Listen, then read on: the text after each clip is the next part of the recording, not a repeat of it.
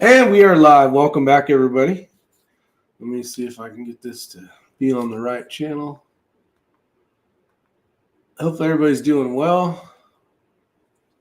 There we go. And good Lord, I look ugly looking today. Hopefully everybody's doing well, having fun, had a good day. What is today? Today's Wednesday, January 2nd. Sorry, February 2nd. So hopefully it's a good day for everybody. Skulls out there, Richard Arthur, Mr. Ortizzle. You are.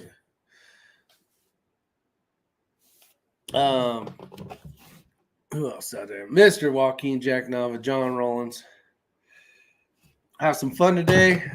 I ended up getting a knife that I've been really wanting to get. And for those of you that don't know, I do have the availability of knowing what knives are coming out. Sometimes I'm building some of these knives, and my collection of 26 has turned into an addiction that is getting out of control. So hopefully this last purchase that I got, maybe I can cool my jets for a little while. But for those of you that don't know, 26 was one of my favorite fire stations back in the day. It's always been a great number. I use it for roulette. You know, 26 has always been a good number. And actually, the last time we were in Vegas, 26 did really well for me on the roulette table. But with that said, when there's a 26 available, and you guys will see on the bottom there, serial number 26, I have a stack of Microtech knives. Microtech Knives is an amazing knife, not because I work there, but it's all made in America. It is a freaking great steel, great everything, handmade, and top-notch knife. So fell in love with these damn things, and now I'm addicted. The ones I'm going to show you tonight are just my serial number 26s. So it's been about a year and a little bit of me collecting the number 26. So it's not like I just went out and bought all these at once. The collection's been getting, and these have been sitting by the refrigerator for about a year now, and the collection's getting a little bit bigger every time. Figured it'd be kind of fun to change it up, not talk about, we'll probably talk about pistol shooting or rifle shooting, but for the most part, we're going to talk about knives, have some fun, kind of change the topic, and today has been an all-day event of reloading ammo. So not all day, but spent quite a few hours working on it. And we basically got to the point of 200 rounds of brass ready to go, primed. All it needs is a powder and a bullet now. So it is what it is. So for those of you that aren't familiar with Microtech knives, when you see a box that has red like this, nice, pretty, kind of an aluminum looking red, nice and shiny and cool looking. This is a production. This is a production knife. This is what you'd see. And then as it goes up into basically how nice it is per se, then you end up with Signature Series as the next one.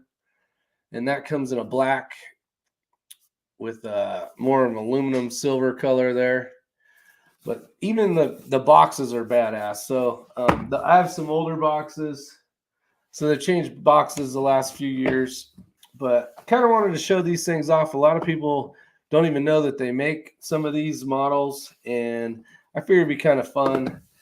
And not only that, I'll be able to put this video onto my Microtech Knives where I do some torture testing, which I haven't done in a long time, and stuff like that. So kind of need to put a new video up in that category over there. So let me jump back out here. Ortiz, I did get the D-Tacs. They came in today. They're actually sitting right here. So thank you. We got Abigail out there. DW in the house. Bald and Curious. Yancy Teal. Let's see. Let me go backwards here. We got Mr. Kreideman. What's going on? Brian T. So there's a few of you in here so far. If you get a chance, hit the thumbs up button. Why the hell not? So today we're going to check out quite a few models. we're going to check out the Scarab 2. The Scarab 2 was the first Microtech knife that I ever made. So in MDI, Microtech Defensive Industries, we actually do other stuff besides knives. We do belts. We do 2 different types of belts, a tactical belt and then a dress belt that's really nice. And we do suppressors and stuff like that over at MDI. And every once in a while, we'll build some knives out, depending on if there's a show coming up or whatever the case is. So let's kind of start with what I had built first off. So this is a Scarab 2 SE, so single edge, and it's a Signature Series DLC standard DLC hardware, and it's number 278-1, and then it's DLC TS. But I really wanted to pick up this knife. These are not cheap knives at all, especially this one to start off with. It was, but I was like, man, my first knife I ever made.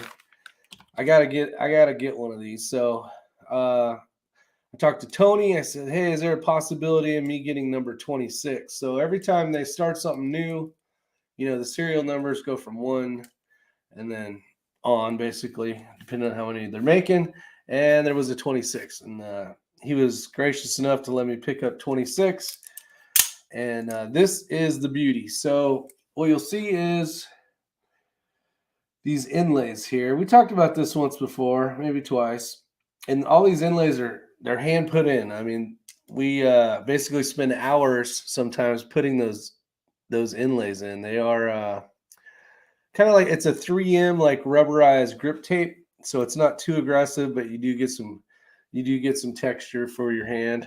You can see the blades all DLC, and all these knives except for one I carried one time, and I'll show you guys. Actually, that was a 365, so that's not in here. But that's kind of what you're looking at when you hear Signature Series. Is you notice that it's kind of almost, the blade's naked. It doesn't have like the normal Microtech where it has a lot of writing on the blade like you'd normally see. This is a LUDT, large underwater demolition team. This was kind of one of their flagship knives when Tony first started, but just the quality of these things are amazing. The material, and I was like, man, I really got to get this. So this is kind of a close-up of what a Scarab 2 looks like. They do make a Scarab 1 back in the day. It was a little bit smaller than this, is what I remember from seeing some of them.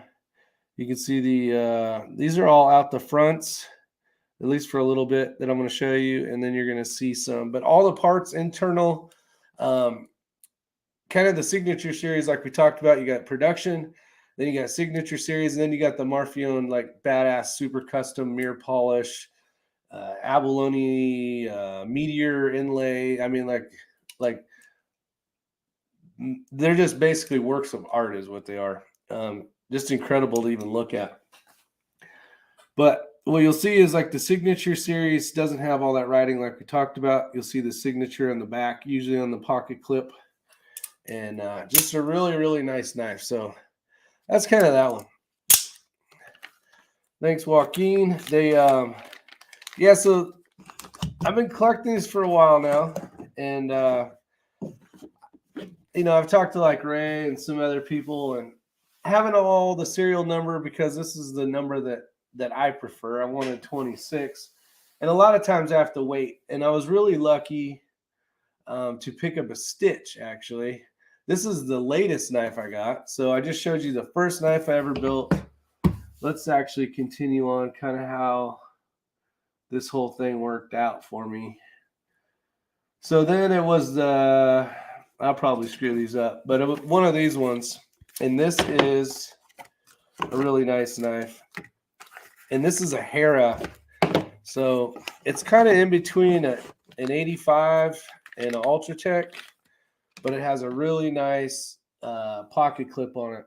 So this one's more of even more of like a dress knife, for what I would consider a dress knife, because it's just badass. You can see that that ball in there. That ball actually has to get pressed in. That's one of the things that we had to do. You can see it's got a really clean signature. Come on, lighting. Anyways, there's a signature there, Tony Marfione, and then you actually have a trinium insert. So this insert actually was these had to be hand done, and I was the fortunate or unfortunate guy that had to glue all these into that button. And there wasn't too many of these made, but you can see the serial number on this one's actually on the side of the chassis. This might be a pain in the ass the whole time. Yeah, but right there you can see serial number 26. And what I like about that and a bazillion other things, but the things I like about the Microtech knives is they all got a birthday. So it says the month and the year that they're made. You can see this is deep engraved. You can see the basically the eagle claw there. But you can see how nice it is. You can see the blood grooves inside of the blade. Just a beautiful, beautiful knife. Not too large and not too small. So that's called the Hera. And just a freaking nice knife. Expensive knife, but very nice. So I've been basically collecting these kind of like an investment. One day, if I need to buy something, years down the road when I stop working for Microtech, that's one of the things is you cannot buy knives and sell knives when you work for Microtech. So I got no problem with that. Someday when I no longer working, I will, and I need some cash or whatever, or maybe I want to get a newer knife. Okay, this one right here is really cool. This one is, let me give you guys a serial number on this one. This is actually one of the ones that it's a production. So we're looking at a red knife. You'll kind of see the differences here in a second. This is a rescue knife, so it has the hook on it. I did a video on this one, but you can see how it has the writing on the blade, so it's not a signature series, and just really cool knife. This is built on a Troodon chassis, so it's a little thinner than a Scarab 2, but just a really cool knife. This was I had to pick this up because it was 26. We actually made these up at the MDI office up on top, and most every knife you'll see will have some type of glass breaker on it, and you can see it has the frag. Basically, it looks like a hand grenade chassis. So they make some different ones. But that is the rescue knife. So it's seatbelt cutter, gut hook cleaning for deer if you wanted. But basically it's designed where this whole edge right here does not have any sharp object on it. So you can get underneath and not cut the patient while you're trying to get the seatbelt, cut. Or like long line fishermen that are, they got those big long lines that go out and all of a sudden they get swallowed up, trip and entangled in it, and it sends them off into the ocean. They have the ability to cut those lines, at least with having a knife. So that is a pretty cool knife too. So I had to pick that one up because it was 26. I should really get a Microtech at some point. Abigail, it wouldn't be a bad idea. Wouldn't be a bad idea. I've been after a Microtech Lacora 2 for years. Huh. That's awesome. It's actually, those are really nice. Had one in my hand the other day. Okay, so then from there, let's see, the Combat Troodon Delta DE frag. And this is a shadow. And basically, I'm not exactly sure what the shadow really represents, besides it's usually all dark DLC coated.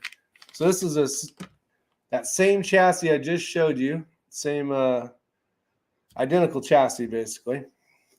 But this is a signature series, so you'll see you got deep engraving on the pocket clips.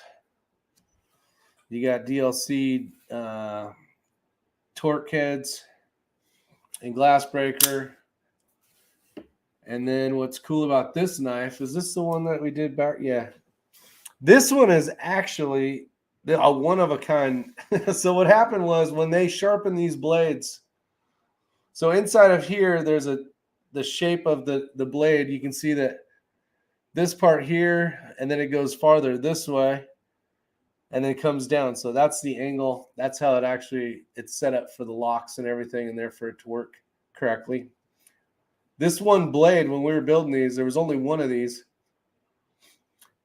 And normally the serrations go up here, and this smooth edge goes down on the bottom because this is the top. So this one is actually backwards. And I was like, oh, that's cool. So I actually put that one in the chassis 26 and then picked that one up. Getting over that COVID. I am negative now, which is good. I got my test results yesterday. So I am good to go, but sound a little crappy. But that's pretty cool. So that's kind of neat, kind of a different thing, just something different that no one else will have unless they screw up again. This probably would have got, this blade probably would have got one less knife would have been made. This probably would have went to somewhere because it's not how it's supposed to be made. But I'm like, you know what? I like it. I'll take it that way. And now I got it. You putting blades in upside down now? No, that got sharpened. That got sharpened the wrong way. The serrations they put on the wrong side. That's how I was like, man, I like that. I want serrations on that side. So that's that knife. And every one of these have been serial number 26. This one's kind of cool. This is an Ultratech. And this is the Shadow. This is a Delta DE Frag Shadow. Fluted, DLC standard, DLC hardware. DLC, guys, if you don't know, is diamond light coating. So the internals are a little bit smoother than what they would normally be if they weren't coated. And then this one's a nickel boron internals as well. So this thing's a smooth operator right here. Very expensive, though, unfortunately. And this is basically built on just a regular Ultratech length. You can see it's got the frag pattern here, kind of like the bigger one that I showed you a minute ago. So this is a little bit thinner, and the frame of the chassis is quite a bit smaller as well. This one is out the front, double-edged. It's got they've got basically like the blood holes in here. There's a lot of little things that go into these. So you'll see it should have 7 holes. And that actually means something to Microtech. I can't remember exactly what that meant, but it should be 7 holes here. 1, 2, 3, 4, 5, 6, 7. Yeah. So there's a meaning behind it. I'm not exactly sure. It does have the deep engraving,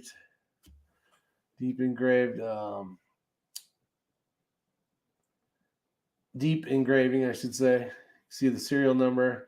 That one was built in 10/21. That's what I should have been doing, is giving you guys the month. But this one's a lot thinner, kind of nice. This is almost kind of like the Makora. Very close, actually. Just a little different. At least the new one that came out. So that is one of the smaller ones, one that'll fit in your pocket a little bit easier. Still hurts the wallet quite a bit. Remember, guys, these are the signature series, so these are a little more pricey. But someday they'll be worth more money, hopefully. And then this one is Ultratech Double Edge. This is the NYX exclusive. And this was actually a show special. And I think we're in Tennessee. No, we're in, I think, Nashville, I think, was where we had the NYX show at. I can't remember. We've been to so many. But it's a signature series, deep engraved, tactical, DLC, full serrated, and serial number 26. This was the first time that it came in a signature box. Usually these don't come in a signature box. This is basically a guitar. So this was for that show, but it came with serrated on one side, full serrated on one side, and single edge on the other. Not a single edge, but a standard edge. So, but it's got a guitar on it. It's pretty cool. And it was pretty nice that they were giving these away. These are actually deep engraved as well on the aluminum chassis. Just something really cool because of Nashville, you know, it's music, kind of a country music mecca per se. I thought it was pretty neat that they put a guitar on it. So that's kind of cool. But this one actually came deep engraved as well on the pocket clip. So pretty awesome that they did that. So that one's neat. If you guys can ever get show specials, like when you go to a Blade Show, actually there's a show in Texas coming up. I don't know if we're doing any Blade Show specials for that or not, but those knives really jump up in value really quick. So they're usually, depending on what they're doing as far as Blade Show special. What's up, Precision Rifle Network? How's Joel doing? Let's see. They can like double in price, which is pretty crazy because most of the time people are buying tickets to get in early so that they can get in line for usually Microtech and be able to get the ability to try to get a show special.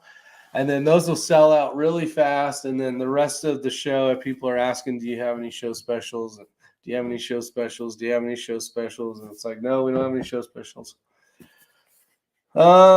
This is a UTX 70 double edge signature series DLC full serrated deep engraved tactical carbon fiber top. So this one's going to be a little bit different. And if you guys have never seen what a UTX 70 looks like, compared to something that, you know, I'll get that pen over there that you'll know what size it is. You'd be amazed how small these are, but they're actually really cool. And they're just as deadly as any of the bigger ones. But look how tiny this thing is. So this is a 9mm bullet. And this is a Microtech knife. So it's very small. A lot of times you can see the carbon fiber top. These guys do an amazing job on this stuff. I mean, everything's made in-house. All these screws that you can't really see because my camera sucks. But all this stuff's made in the shops. And it's there's a lot of hours of machining that goes into this stuff. But anyways, look at this little guy. So this is a double edge. And we got serrated on one side. And look at that thing. How cool is that? What I was thinking would be cool, and I don't wear a tie, like zero ever, unless I'm at a funeral or something that I have to wear a tie at, which is nothing anymore. But sometimes I'd have to wear a tie at work if we had like a special meetings or whatever. But you could literally put this behind your underneath your shirt, and this could be your tie clip, and it would basically look like that. It'd be kind of badass, and you would have a carbon fiber killing machine right there. But you can see how small that blade is. But think of what they do in jail with the hard plastic toothbrushes that they melt down. I mean, this thing's amazing. So this is the smallest. One of the smallest knives that we make. There's actually a Halo, a little tiny Halo, but they're like 5 or 10 grand. This one is the UTX 70. They got it in production style where it's not all carbon fiber, but this would be one of our least expensive knives at Microtech. Not this one, but the production series. But they work really good. So pretty awesome that they make those. And then the knife that I never thought I would ever get is up next, and the last one, actually. So if you guys are getting bored with this stuff, I apologize, but I wanted to change it up. Talk about guns all day long, might as well. There it is right here. So you guys are going to see this. So if you guys have never seen a stitch before, this is going to be the only Come on, damn it. This is going to be the only folder. This is an auto. So Stitch Auto A, single edge, Signature Series, DLC full serrated, and DLC hardware, 169.3, serial number 26. So I caught wind that they were starting over basically redesigning, not redesigning, but for some reason they were starting numbers over again because they went like all black naked basically with no logos anywhere. And I'm like, I gotta get a Stitch. And it took me, I tried figuring it out. Because what happens is they build these pocket clips, they engrave the pocket clips. I had seen some of the blades around the shop. I'm like, oh, they're building some stitches. And I'm like, man. And then one of the guys that does the engraving, he's like, yeah, we're starting over on numbers because it's a new a new SKU or whatever. And I'm like, oh shit, that means there's a 26 going to be available. And I was like, I got to get that 26. So I chased this thing all the way to Vegas and was lucky enough to get the sales team to hold this one for me, because after that they went to a knife show in Vegas, and then I figured it would be gone. There would be no way for me to be able to get to it. But let me show you this thing. Look at that beauty. So basically full serrated. It's got a little bit of a cutting tip on the end there. This thing is just badass. You can see the DLC coated blade. So diamond light coating, it's it's tough to scratch. It's just super tough. But look how clean that thing is. Doesn't say Microtech all over it. It is just clean ass looking stitch. So these are really hard to find. People are paying top dollar for these things, which is normal because they can't get this kind of stuff. So I was super lucky to get this. But look at that blade, just freaking amazing. So it's got the lanyard hole in the back, but this is a beast of a knife. This thing is big. One of the cool things, you can see the jimping on the top of the blade. There's actually some down below, so you can really choke up high on this thing and use it for, like, if you're gonna whittle away at something or really cleaning a deer or something. Different blade style would be better for that, but just well designed. This is a collaboration between Tony Marfione and Sebastian. So just really cool. And that is the end of my knife stories. But that thing is freaking amazing. Love that knife. So now the collection's kind of done. There's really not anything that I feel like I need. Everybody needs a Stitch. These are just a freaking workhorse. Just the way the blade shape is, the way you can get all the way up into the blade if you wanted to. It is a big knife in your pocket, though, because like Sam, he carries one of these all the time. But just the profile difference, like I carry one of these all the time. So it's a lot thinner this way than just a little bit easier to fit in the pocket. But man, I'm super excited to end up with one of these. So that is my Microtech knives of the day. Hopefully, hopefully I don't show you guys anything soon, because that means I would have bought some. I originally was gonna do like and maybe I will. I don't know. It depends on. I know there's a huge following of knife people. They're really not on my channel per se. They come across some of the torture tests and watch some of that stuff, but most people would take each one of those knives and do a video on it. But I don't know how someone can talk about the same knife for 15 minutes. I mean, it is what it is. It's DLC coated, double-edged, or whatever the hell it is, and pretty much the video's over with. I mean, they're beautiful masterpieces of art, basically, but it is what it is. Let's see. We got Shibal Sekis out there, Eagle Eye Shooting. We got Michael out there, Hurt Neck. EP Integrations, welcome. Mr. Southern Florida Impacts out there as well. Drew Bradley.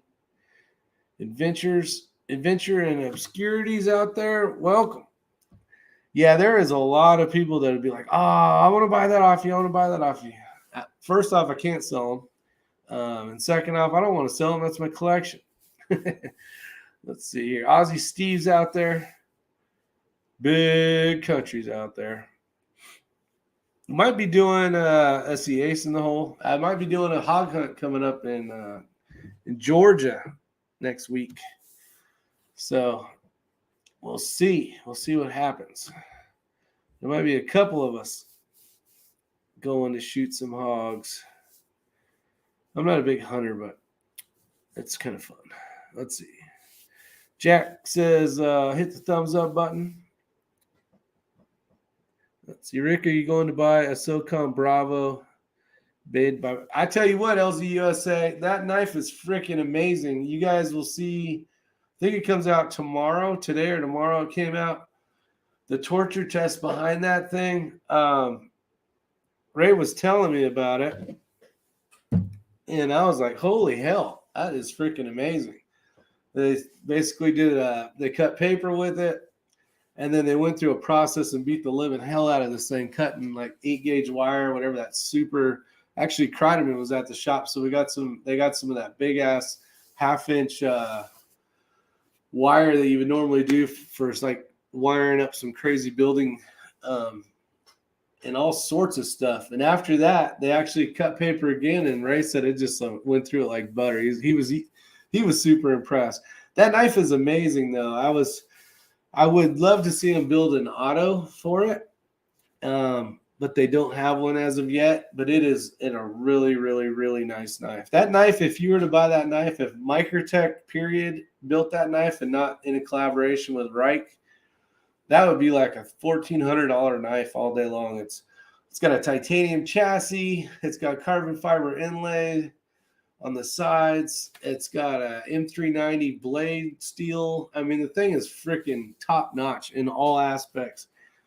It is freaking amazing. And the price was like $345 or something. It was freaking cheap for a knife that high quality. If you guys get a chance or you only have a certain amount of money and you want the best knife you can get, that might be one of them, let me tell you. Obviously, buying a Microtech would be great, but titanium chassis and carbon fiber inlaid handles, and I was like blown away. And it's smooth as butter.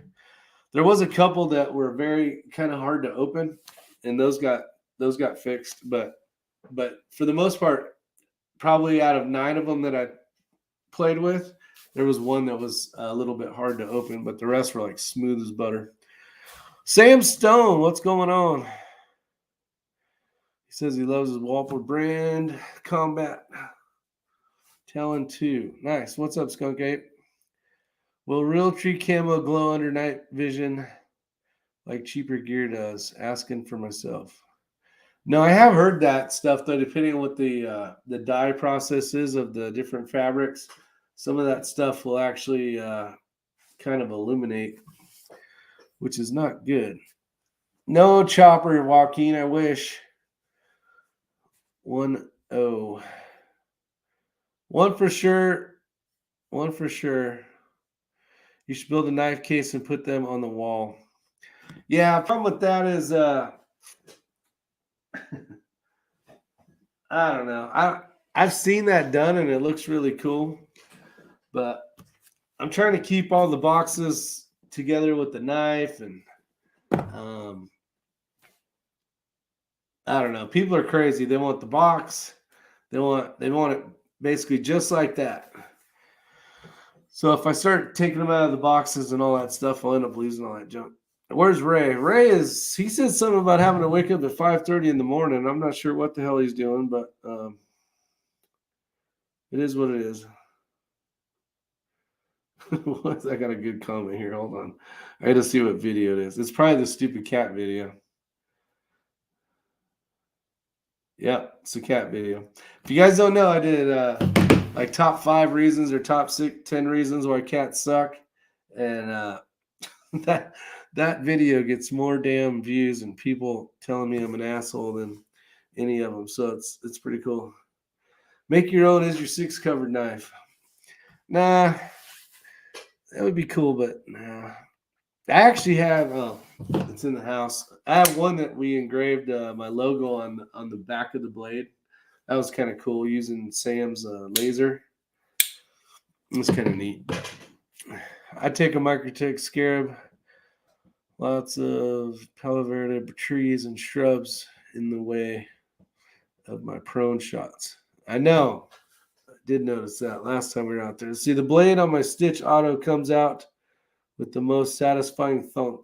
Yeah, if you've never shot one of these, basically shot one, deployed one where you hit the button, these things they got a good kick to them. There's a lot of times when people are looking at them at the show, you're like, hold on to it really good, because if you're not familiar with the Stitch and the new brachial, man, the brachial shoots out like a damn rocket too, almost worse than the Stitch.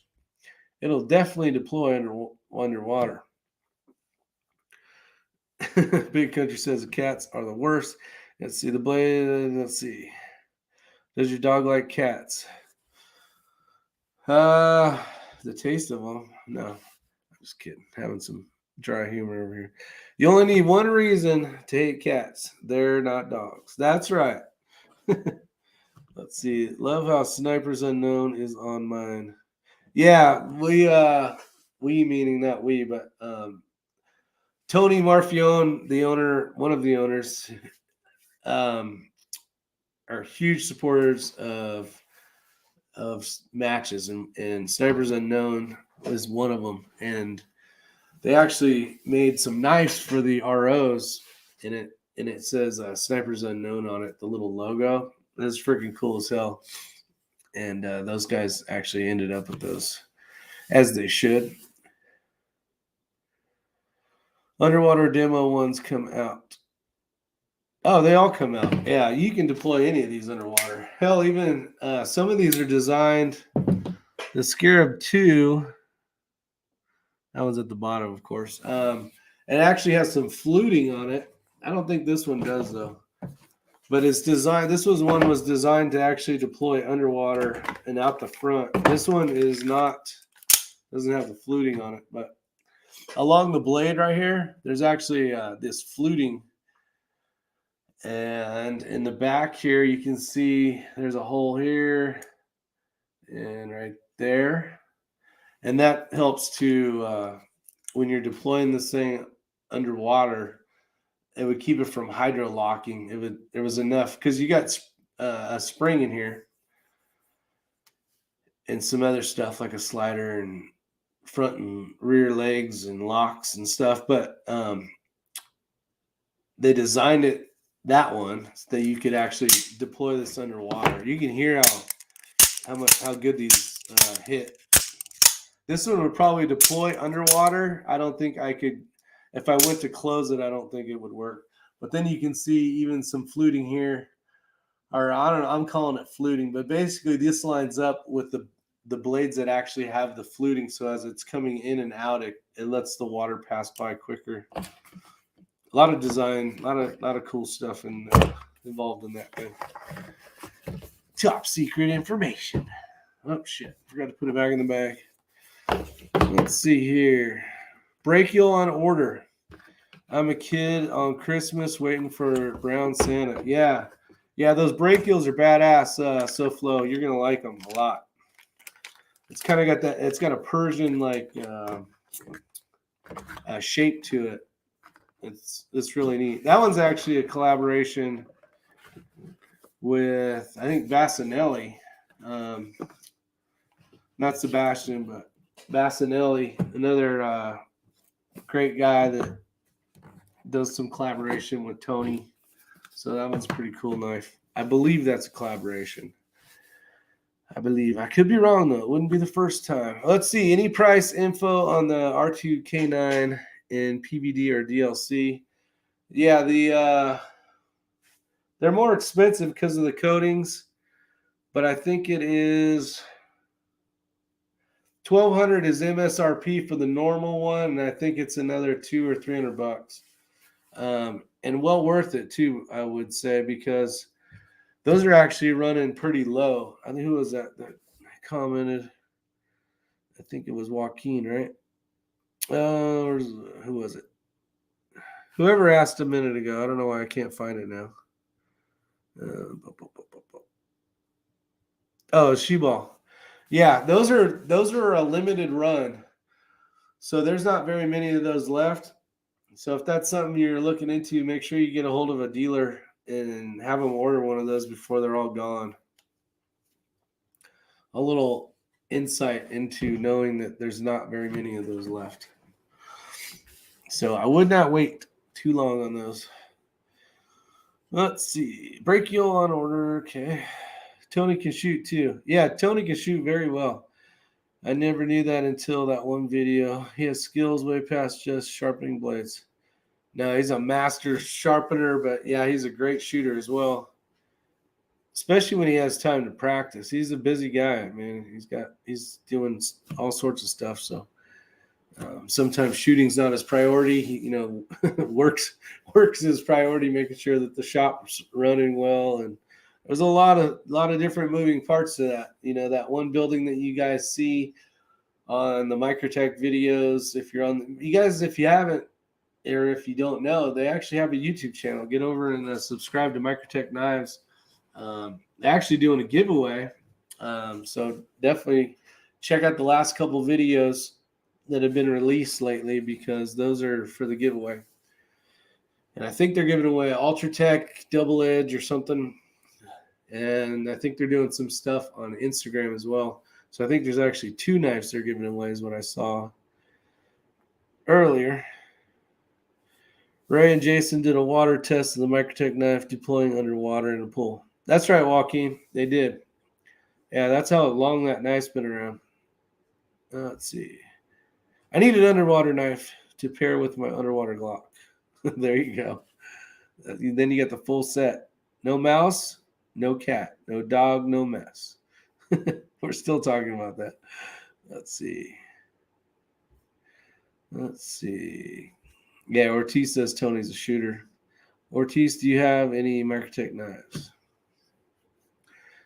Yeah, Ortiz does, because I think he's got a couple now. He's got one that Tony actually gave him at one match. I remember Ortiz telling me about that. And then he got one, I know, this last year for running the Cypress Unknown. So it's kind of cool. All right.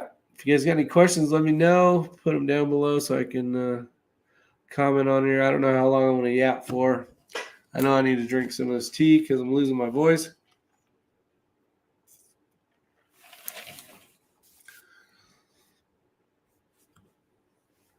Aussie Steve, do you know if Microtechnology have an outlet in Australia? Aussie Steve, I do not know that. I do not know. My best answer I could give you is go to microtechknives.com. You can see dealers. You can find a dealer is what, you hit the button, find dealer. Then you probably punch in your zip code or whatever, and that would be probably your best way to find out. Rick, make a rifle stock with a compartment that comes with the Microtech. Yeah, that'd be kind of cool. I know we had some. We were having some fun where basically like a Scarab 2 or something. You mount it on your pistol, and then you got like this little mini bayonet that out the front that you can shoot out. Ball python will take care of your mouse problems. Yeah, it will. Let's see. I have dog for many years. One day I will have the vacuum cleaner suck it up. Let the damn thing disappear. Yeah, Microtech bayonet. Yeah, exactly. They actually make a bayonet blade. It's like on the Ultratech, the blades kind of the pointed on are sharpened on this part, but not here. And then obviously on the bottom, it's actually a good looking blade. It's a little thin for me. Do any of your knives have a declaration of authenticity? No, those are usually customs. What I think Lead Mining 44 is talking about is there's these plates. So like when we build the custom belts, the Apis, but the leather ones, they actually come with a plate of authenticity and then Tony's signature on there, and then it has like all of the stuff's engraved with the logo and what belt it is and all sorts of stuff. So yeah, they do a lot of that kind of stuff, but for the custom knives. A lot of times the custom knives will come when you get it in a box. I'm not saying this box, but you take it out, the knife sometimes has a really nice fancy pouch that it goes in. But you're talking a very high dollar knives too. DW, the mouse wouldn't happen to hang out with 4 turtles in a sewer, would it? Let's see.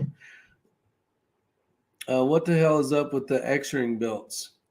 Sixth Creator, the X-ring belts. The problem is the order. So the order goes in, right? And the priority was to fulfill.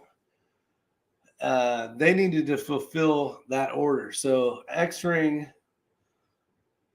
customs, basically. Tony had purchased X amount of belts, and in order to get that done, he has to fulfill that first. And as a smart businessman that he is, he's making sure that when someone orders something, meaning that company, he's fulfilling that order first before he's really getting a chance to fulfill or even be able to put on his site some. And then the problem is buckles. So every belt needs a buckle, and every buckle needs to be made. And in order to build buckles, you got to have all the parts. And depending on what Microtech's building at the time, will dictate whether we get parts to make buckles. Basically, and then there's 2 types of buckles. There's a titanium buckle, which is for the nice dress belt. And then there's an aluminum style that's made for the tactical belts. So it's just a matter of what materials come in and what we have all the parts for to build. So they are getting closer. I know that from days past, things are starting to come in a lot faster. I know we're still waiting on some parts for the buckles, so you won't see any belts until all the buckle parts come in. And then you got to wait for Sam, me, and Ray to build them. And then once those are built, then they get packaged. And then once they're built, then they go get laser engraved. And then they get put together, and then they get put in boxes. And then if you're super lucky, you'll see one. But when it comes to the X-ring ones, I have no answer. I don't know. That's Ray and Sam's deal. But I know that on one end, we're waiting for parts. Get to work. I could be at work for the last week, and there would have been no buckles made because we're waiting on some buckle parts. Got Tony out there, the redneck prepper. Vanessa Kitty's out there. We got Whippler out there. Let's see. Dun, dun, dun. But it's been a lot of fun. It's been a lot of fun working there, being able to go to some of these knife shows and then SHOT Show, which I got COVID from. But it was really cool to just to see how the whole process of this knife, I've talked about it before, the following that people have for firearms is like 1% of what the knife following is. It's crazy. Get to work. Get to work. Get to work. I know. You guys are killing me. I've been sick. I haven't felt good. My tummy hurts. Let's see. No COVID here. Yeah. Ortiz, you got a lucky man. I guess I should have drank more, I guess. I don't know. It's from all them door handles. Good one from the 90s. Not the garbage reboot. from the 2010s. What movie you guys talking about? Let's see. I used to have a black coyote looking dog.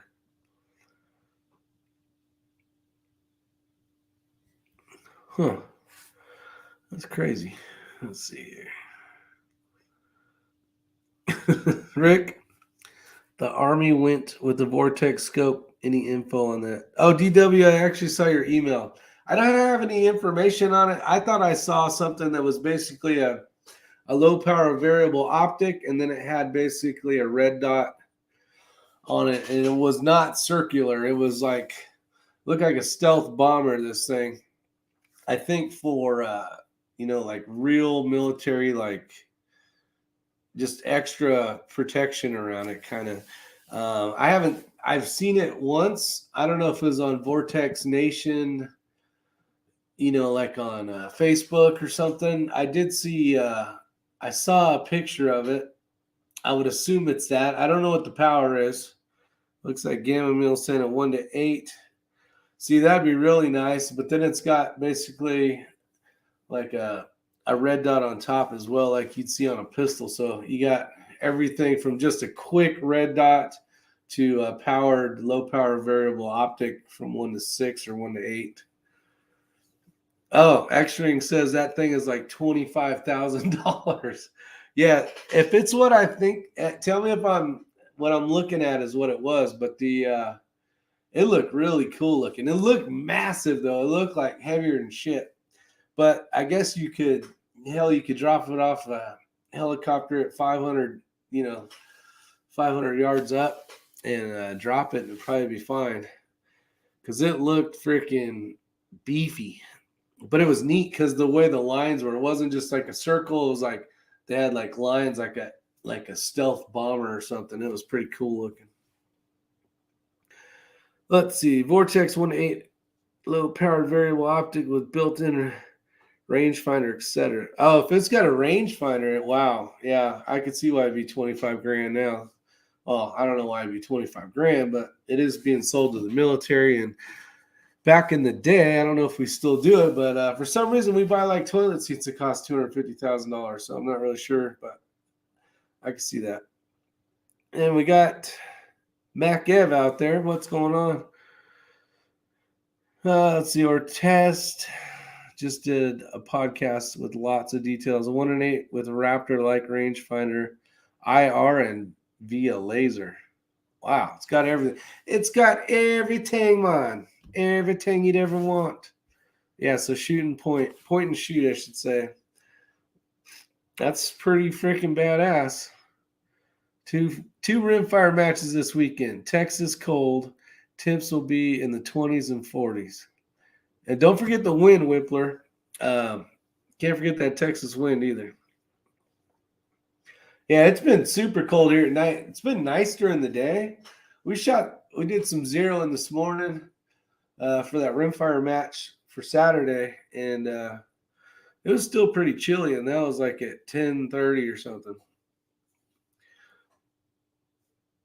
Let's see, that might have come down, but the original numbers I heard was near that. Yeah, I could see that if they're selling it to the military. Let's see, Ice House 2005's out there. 20 sounds good right now. It's 6 degrees here in Denver. Oh, whoo. Yeah, that's cold. That is definitely cold. Yeah, DW, don't put that on the wish list, man. That's you're gonna have to wait till they come out with like Gen 3. That way you can talking about Gen 3. I did get a chance to shoot that today. So the 6 to 36, the new Gen 3. Man, tell you what, getting that rifle zeroed is so much easier. It is nice because if you hold it stable enough and you can just click it to where your hole was that you shot, it still took me it took me damn near, I don't know, Ray's still out here. It's probably 12 shots.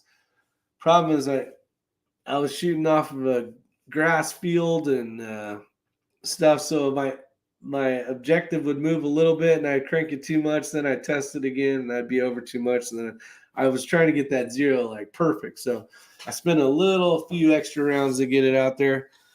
But it is the glass is really nice. The reticle, the dot, the floating dot in the center, which would be basically the bullseye area. It seems small, but I think I was just powered down. I don't know. It's either smaller than this one, which I guess I can just look through here real quick and try to remember. No, it's the same. It was just tough, but man, you could power up to 36 and really get. I was like, woo, this extra power was nice. It was nice. So I'm liking the scope very much. I got another one coming that's been shipped, so I should get it hopefully within the next week. So excited about that. And then I can basically have the same setup like I like to do. Let's see. It actually can do a multiple of calibers to store as well. Wow. Yeah, that thing sounds super amazing. So right now we're talking about a low-powered variable optic that the military's picked up that sounds like it has rangefinder, IR, laser. It's got basically a red dot thing on the top as well. I don't know. It just sounds badass. So, but they're 25,000, or at least they were when they first started talking about them. But that's pretty cool. Let's see. Are you? And you got the VOD extra early Saturday. And make sure you get the heat on. It's going to be cold. We're supposed to get rain tonight, which has already started. Tomorrow, which sucks, because that's Thursday, and I believe Friday it's supposed to rain as well. So if you didn't get your stuff zeroed in today, at least over here, you're going to be fighting some rain to confirm your zeros. Damn, Whippler says the match in January had 30 to 40 mile an hour gusts. Yeah, that is no joke. X-Ring says, yeah, basically a scope of the built-in Wilcox Raptor. I'm wearing my MDI floppy dad hat from Blade Show. Awesome, man. Awesome. Let's see. Foco saying, shooting my second match this weekend, and Chris Way just signed up. Awesome. Nice guy. Dad hat. That's right. Those floppy dad hats. I don't like those hats. Let's see.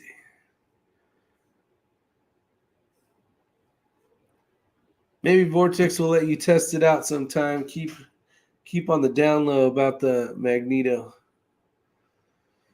Yeah, it'd be neat. I would love to test one of those. That would be freaking badass. I bet you if I made a phone call, they might. Well, not if they're $25,000. Probably not.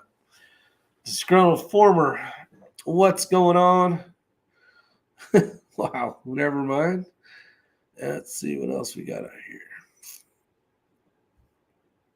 Don't forget Applied Ballistics on board, probably with the. Yeah, probably is VP or VLPO. Yeah, 25 grand. It's got to have some stuff in it, man. Could you imagine the damn manual for that thing? It'd be like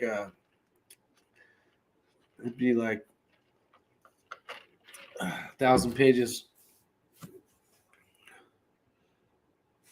Well, Ray, give it to me. Let's see. I'm not working tomorrow. Truck is in the shop for oil change and tire rotations. I don't care about the weather. There you go. Stay home if you can. Let's see here for Dr. Miley. Let's see here. If you know how to hack the iDrive, you can drive endlessly with Rex. Yeah, there's actually a cheat code for that, basically, which is pretty badass. The thing's pretty amazing. I tell you what, it's been really wanting me to run down that rabbit hole and see about getting something, but I don't know. I like having stuff paid off. I don't want anything. Yeah, if you guys don't know, get over to Snipers Unknown on Instagram. Not Snipers Unknown Challenge, because that one has been hacked. Mr. Ortiz here is actually the proud main guy of the Snipers Unknown, which is an amazing match event. And unfortunately, he got hacked on Instagram. So if you can, take a moment to go to Snipers Unknown on Instagram, follow his page, and share it with your friends, and then you're entered into a giveaway. So check that out if you have not already. We got Mr. Tim Davis out there. If you guys don't know, he has one of the brand new Ford Broncos. Thing's badass.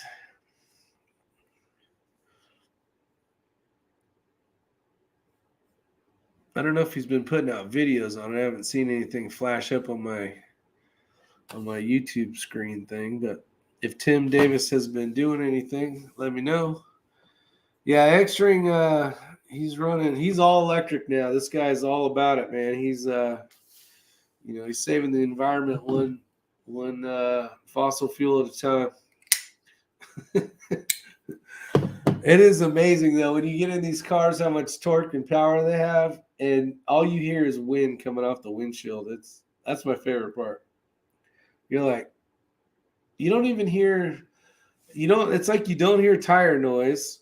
Like everything that you think you would hear in a car, you don't hear. All you hear is the freaking, just like the wind coming off the windshield and the mirrors. Like that's what you hear. At least that's what I feel like I hear, is the wind coming off the mirror and the windshield. Yeah, Ray says nothing to do with saving the environment. It's freaking cool that you can drive. We went all the way to Clinton House and all the way back. And with the i3, I think is what Ray has, the little circus BMW looking thing that's pretty badass, even though it's got some silliness to it. It was really cool that it has this little generator gas motor in it. So you can put 2 gallons of gas in it, or 2.5 gallons, and that thing will charge as you're driving. So you're never, this is with the hack, by the way. So you'll never really run out of electricity. It's freaking crazy. I like the sound of a well-tuned V8 with cam and loud pipes. Yeah, nothing wrong with that either. Nothing wrong with that. But man, we went all the way down there and back, and it was basically like $7 compared to, it would have cost $50 in fuel. So that's you do that every week. That's a huge savings for sure.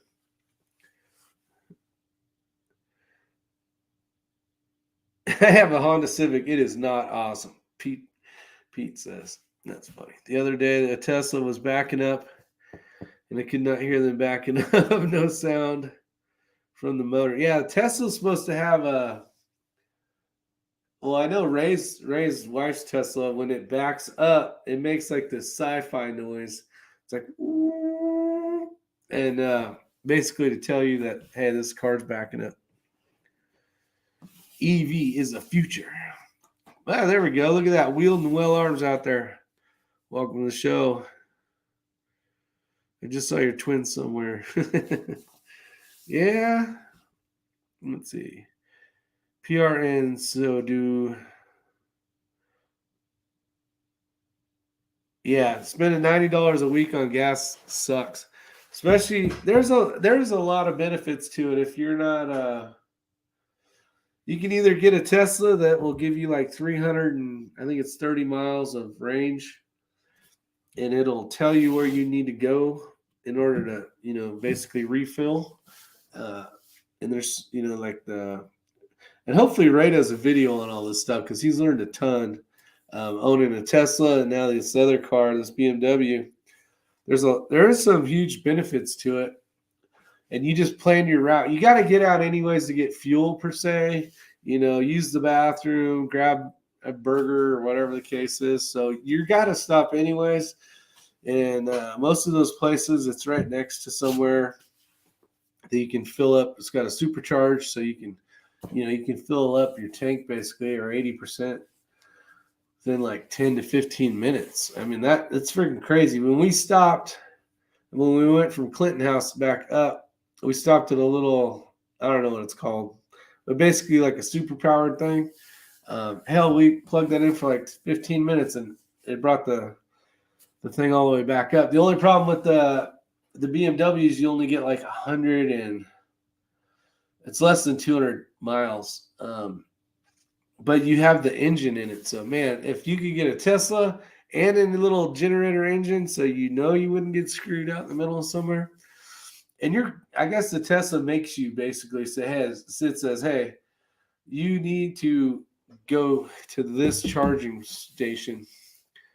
So it's not like you would run out anyways, but I don't know. It is a whole different way of driving for people. I mean, like when I drove from Florida, the Keys all the way back to North Carolina in basically one go, I would have had to stop probably a couple times in order to charge up my battery. But you have no oil changes. There's like all sorts of stuff you don't have to deal with anymore. There's some bonuses to it for sure. But they're not super cheap either. But they're damn cool looking. Met a cool dude at Shell. He let me slide his Tesla. Ride his Tesla? I can go for that. Let's see. I got to drive Elon's Tesla Roadster way before it went to space. All torque acceleration on command, but no top end. Wow, that's pretty cool, Eduardo. Had some app to make it sound like a Hellcat. That's what's crazy. Like when Elon builds a Tesla, man, there's all sorts of weird, crazy shit in there. Like, you can tell Tesla to open the butthole, and that's the plug-in thing in the back, and it'll open. You can make it where like the seats will fart in different areas. I mean, like all this weird, like crazy kid stuff that someone just, the car's all electric basically, so it's just one big computer in there. But it's crazy what you can do with that thing.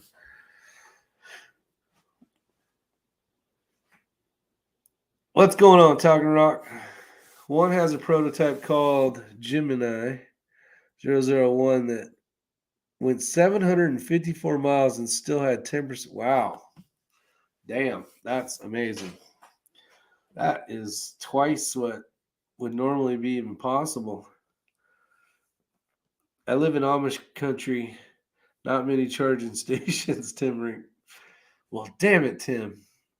Just got to drive around with a little generator on a trailer. He is still giving hell. He's no longer sick. Back in action. The king of live chats. That's right, Todd. Nah, I can tell I'm not king of live chats tonight. I'm just, I'm just live.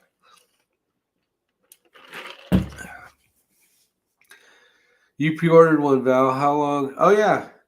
Val did order. He pre-ordered that truck right when they came out. I think he had $100 deposit. And I know that Tesla cannot they cannot make anything fast enough. So if you ordered a Tesla today, you're going to be waiting a while. You're going to be waiting a long while. So depending on the model.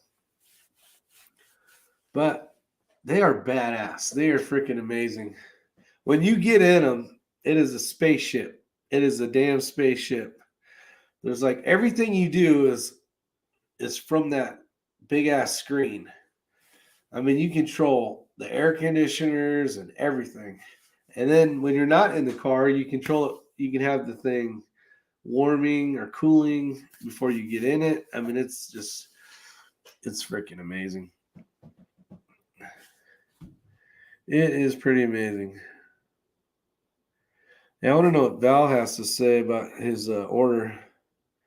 I did it as soon as they announced it had to be the first 100,000 people. Hey, man, I tell you what, that ain't bad.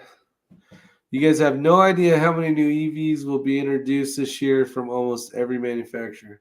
Yeah, X-Ring's right. I've been seeing a lot. You got Ford, Chevy, basically every one of them is coming up with something. And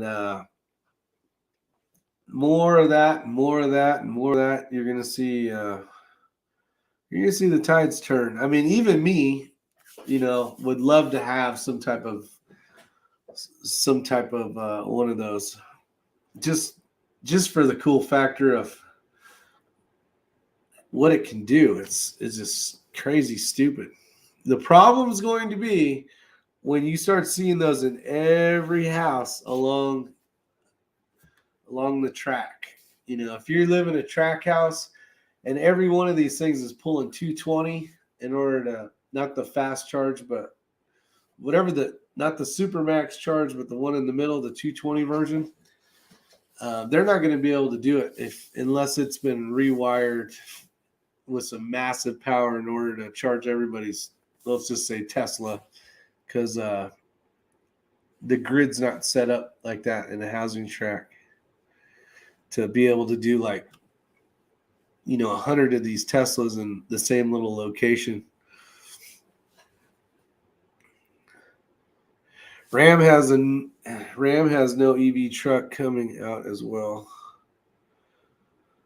Every car company is phasing out the gas engine. Yeah, even if you have a gas whatever, if you keep that thing long enough, it's going to be like a 1969 Super Sport with a 396. I mean, it's going to be just a badass car because it'll have a motor. And it don't matter what it is. It could be a Ford Festiva or some shit. And you're going to be like, oh, look at that. Look at that Ford Festiva. That is badass. Invest in mining. That's where the real horsepower is for an EV. Yeah, a lot of companies are, when it comes to batteries, right? All the lithium mining and all that stuff, some of those stocks have done really well. See, the EV market is starting to cause the old classic car market to go crazy. Saw a completely restored Chevy C10 truck sell for what? Holy shit. A C10? Wow. Man. There you go. That's like the car Tim Davis bought, that new Ford Bronco. The new one, not the sport, but the badass one. I don't even know what it's called. Ford whatever. It's a Bronco, but whatever that badass model is, you almost just want to put that in a bubble thing where no environmental factors can get to it, and then unzip it in 20 years. Yeah, the stock market right now, Ortiz, is let's see, making some ammo cases while I listen. Whippler, I've been doing that all day today. I got I don't know if you can see it. Yeah, right there actually. There's 100 there, and then 50 and 50. Actually, behind me, since he's here, Mr. Todd Elster's Rifle and Reloading. That is the EP with that bottle right there. That's what I annealed. He actually sells that annealer. Looks really good. And then you can see that that block there that holds 50 cases as well. Works really good. So awesome job. Worked great. I like to see an EV snowplow or tow truck. I always wanted to see a Jeep Wrangler where it was all solar, or some type of more off-roady electric vehicle, something where you could camp and your vehicle's basically soaking up the sun because it's all solar panel roof and hell everywhere where the paint would be or whatever. But it was an off-road vehicle. It's not a car. Someday. I guess the Tesla or the Tesla truck will be kind of the closest thing to it. But if they could get solar to like make it where as you're driving and you obviously can't have enough panels. I guess if you had like an old like 1968 like land barge, the old cool cars that you drive down the road like this. I'm sure some of you guys remember getting in your mom's or your grandma's car and basically a land barge. There's enough paint on there where if you were to switch that all over to solar panels, you could probably keep it going. Did all that high voltage change Ray's hair color? Possible. Fire and Guns. That is a name I am not too familiar with, but what a question. Love that. Let's see. Diesel hold their value. All trucks right now are worth so much. Saw one the other day, Tim. What did he see? Oh, you better win a match with them D-Tax. We'll see. We'll see. Yeah, vehicles depreciate so quickly. That's true. Solar and plug-in charger. Yes. Oh, yeah. See, yes, it did. Okay. He answered that question. I took my 401k off of high risk. Heard we're all in for a soaking. You know what? I've been hearing that for 4 years now. I know when Trump was in, things seemed really good. And then all of a sudden, this other guy came in, whatever his name is, and things were just supposed to crash. And I don't know. That's what I keep hearing, but hopefully it doesn't happen. We only got three more years of this asshat, and then hopefully we can move on. Doesn't it seem like a year has taken forever having certain person in the old house? Hummer that can jump the Walmart. I have not been a big fan of those Chevy Hummers. I know they're supposed to be doing an electric version one. I don't know. Basically, the ones that they came out with that were trying to be basically the military Hummer, and they had the big doghouse. My buddy owned one for a little while, and I'm like, this is the biggest piece of shit. Like, it was just basically like lipstick on a pig. Basically, it was like everything to make this thing look badass, but it was, at the end of the day, it was a Chevy, and it was a piece of crap.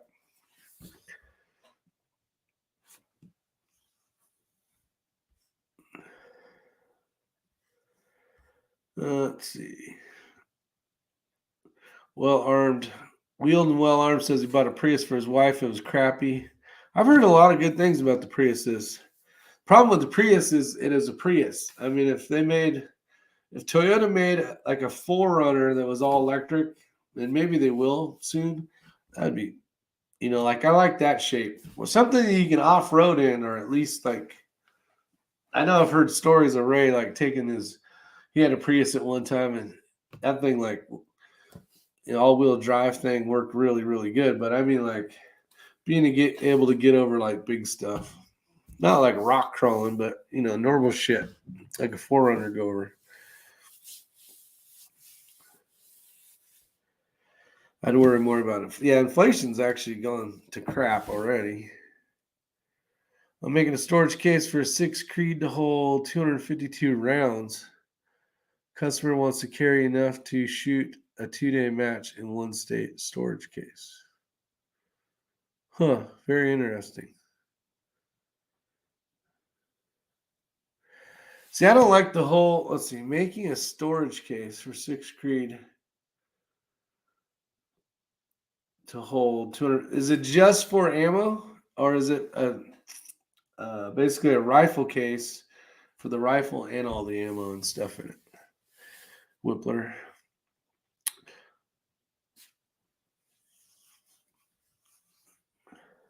Looked up that classic car. It was a Barrett Jackson auction for a 1971 Chevy KS Blazer. There you go. Wow. 1971. 50 years old. 51, depending on the month.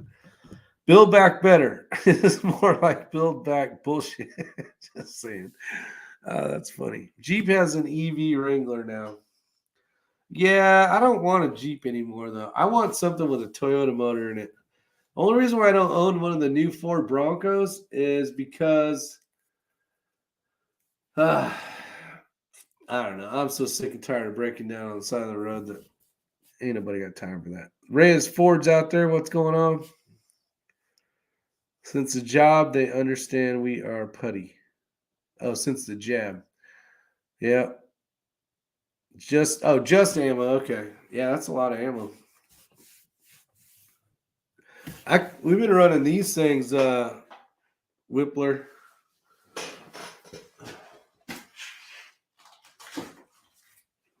These are out of the Bad MFs, but they go in the Bad MF folder like this, and you can get 125 rounds. I think it's 125 rounds, basically enough for a full match for a full day. And you can take them off, you can add more, but that's kind of how, depending on what style matches we're doing. And then basically you just put these on for the second day. You don't have to carry around some massive box. So I don't know, just an option. Extreme Customs, if you're interested. I don't know if he has any available, but there's definitely that option as well.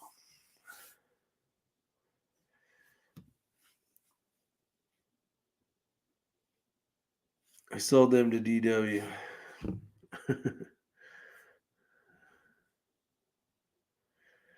Let's see. I seen a Bad MF case turned into a knife holder by a knife company in Tennessee. They were selling for $645. I thought, wow, what a profit. Let's see. Don't mean to sound like a Debbie Downer, but on those Ford Broncos, those are showcasing an extremely dangerous steering rack and pinion bushing issue. Only if off-road it. Normal street use, it's safe. Huh. Did not know that, Drew. Hopefully there's a fix for that. I appreciate it, Todd. Yeah, I'm a former battalion chief. 31 years. I retired not this last January, but the one basically a year ago. It's been a whole year now since I've been retired. Crazy. Time goes flying by. Paramedic firefighter you are. Awesome, Todd. Well done, my man. Let's see. I make these custom using a hard case by Nanook. I make the 22 ammo cases that a lot of PRS guys are running. Whippler, yeah, Rich. That's it. It's Rick or Rich Whippler. If I am correct. I am correct, I believe. I would almost guarantee I'm correct. Thanks for your service too, Todd. Appreciate it. Yeah, it was a fun 31 years of fire service. Glad I did it, and I'd love to do it again. And glad to have made it home safe for the last call. Let's see. Come on, Whippler. It's Rick Whippler, right? I remember meeting you in Texas. You don't type fast enough. Well, that and it's a 30-second delay. It's not that you're not typing fast enough.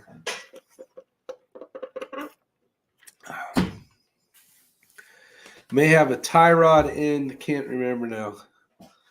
Yeah, that sucks on that new Ford Bronco because those things they look beautiful. They I think they're running 35 BFGs on it, and it's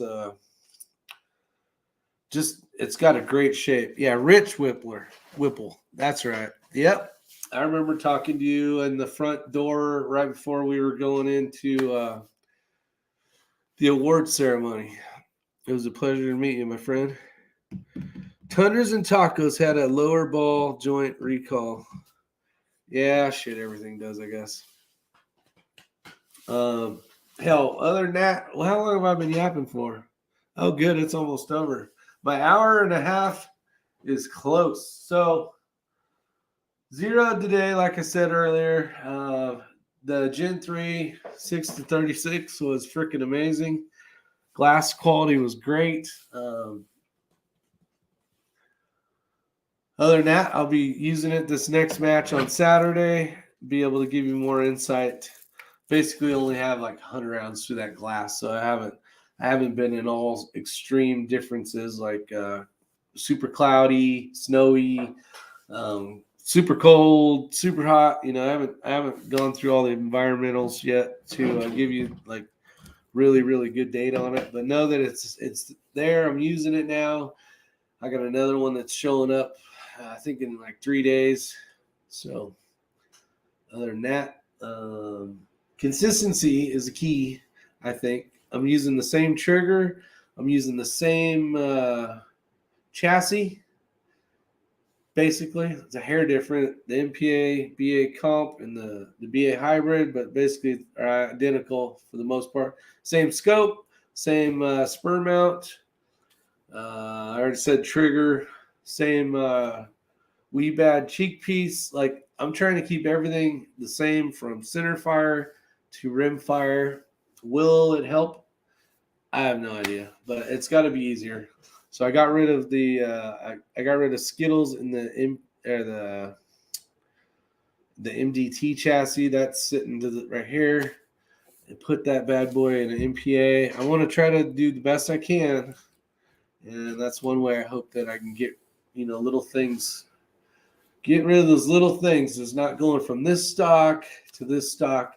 Only difference is the barrel is a little bit longer because it is what it is, center fire, rim fire, and it's like 2 or 3 more pounds heavier on Skittles, basically. But other than that, everything's as the same as you can get. So I'm hoping that works out. Let me know what you guys do. Some people have a completely different thing. And I don't know how that helps to benefit anything besides maybe you already had that stuff. But I think running the same stuff consistency is probably a better way to go. Maybe we'll see you at the finale this year. If travel frees up with work, I may try to shoot some matches on the road. Awesome. That's awesome, Rich. Let's see. No, I can't. Wanted to. Older plans got overruled. Let's see as much. Let's see. Precision Rifle Network did some pretty cool. I didn't even know it was at SHOT Show. I wish you would have stopped by the old Microtech booth and said hi to us. I saw you had interviewed a couple of the chassis companies. Some good video. There's some good interviews. I cannot wait for temps here in northern Wisconsin to get somewhat normal. Yeah, this negative temperatures. Whew, man, I don't got time for any of that shit. If it was that cold, I would be like, I'm out of here. I'm headed south. I am headed south. I was busy with customers. Got it. Well, hell. All right. Any help with the minimum restrictions for a small fire rescue department to reach out for the HS? Many great small departments. Oh, for the rescue knife stuff? Any help or minimum restrictions for a small fire rescue department to reach out for the HS? Many great small departments. HS.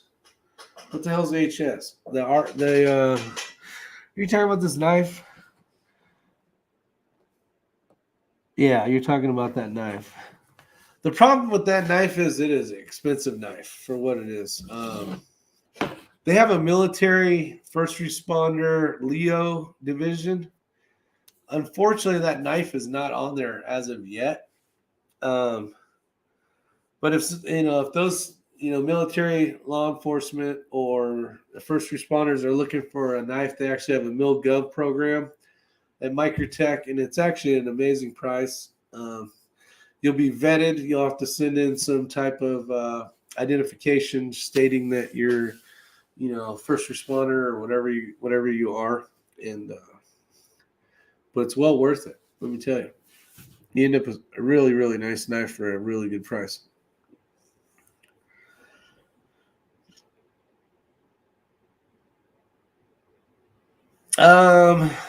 You got my number, Eduardo. I don't know what they could do. They're an expensive knife. I might be able to tell you how much it is if I have my receipt in there. Where the hell is it?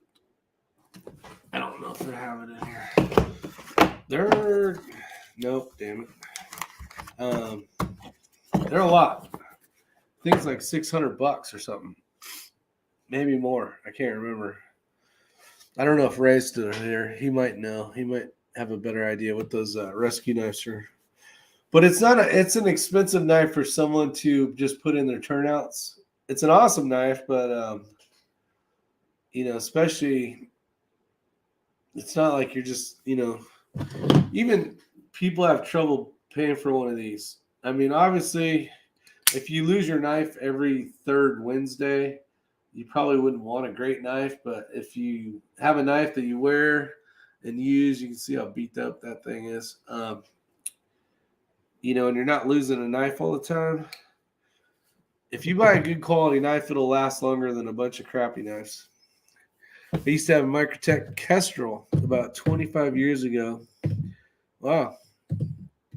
Yeah, there's a lot of knives I've never even had a chance to check out before. Any of the older stuff, Ray will tell me about a knife that they used to make, and I'm like, oh damn, I didn't know they did that. What's the connection for you and Ray with Microtech?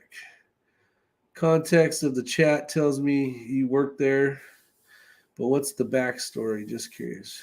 Actually, Ray has worked there a long time. I just started working there this last year. So that's the backstory. That's the simple version. You have to ask Ray. He has a lot more insight. He's been in the company for a lot longer. Me, I'm just some new rookie dude. Just basically running around, getting shit done. Just the low man on the totem pole.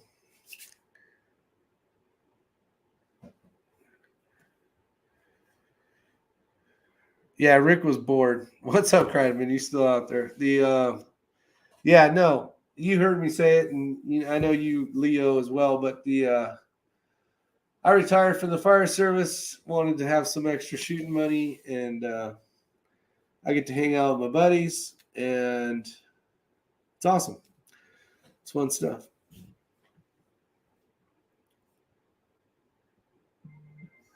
Oh, Dark Sky says light rain stopping. So it's been sprinkling this whole time. All right. Other than that, I think I answered everybody's questions. Kind of I don't know. Wasn't super exciting tonight. Something a little different. Showed off some Microtechs. Got to hang out with all you amazing people, and they got to drink sweet tea. So pretty damn. I mean, you really can't beat it. You really can't beat it. Other than that, hopefully, you guys got to waste an hour and a half of your day, at least getting entertained, or I don't know, something. Maybe some of you guys are driving, and I just made your 5-hour drive an hour and a half shorter. I don't know. And you guys have a good one. Take care, stay safe, and get your ass out to the range, do some shooting.